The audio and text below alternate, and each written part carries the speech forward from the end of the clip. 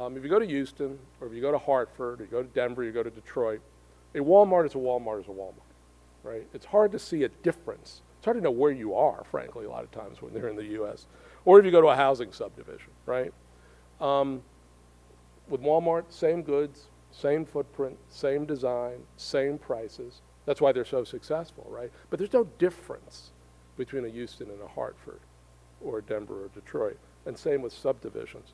When you actually look at what these places make and what they sell to the rest of the country, right? Radical difference, right?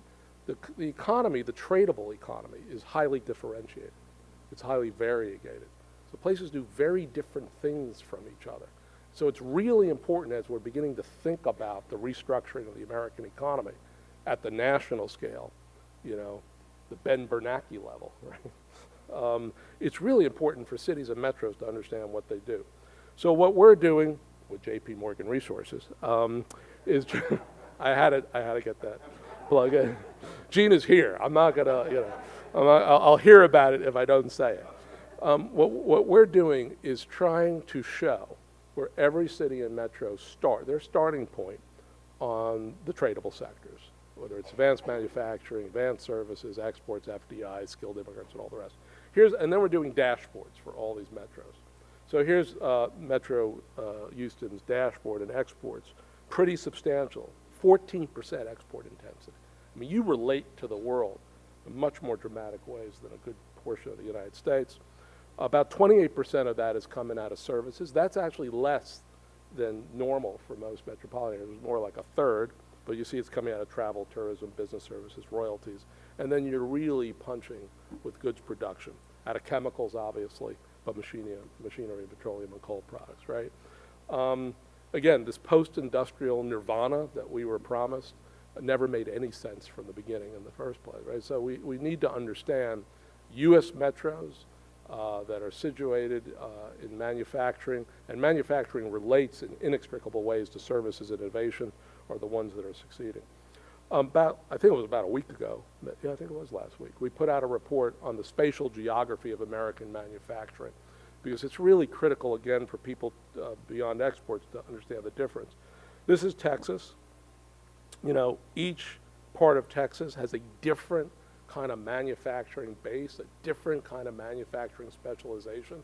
You know, this is not just interesting stuff for academics, right, or for think tank researchers. This affects your labor supply.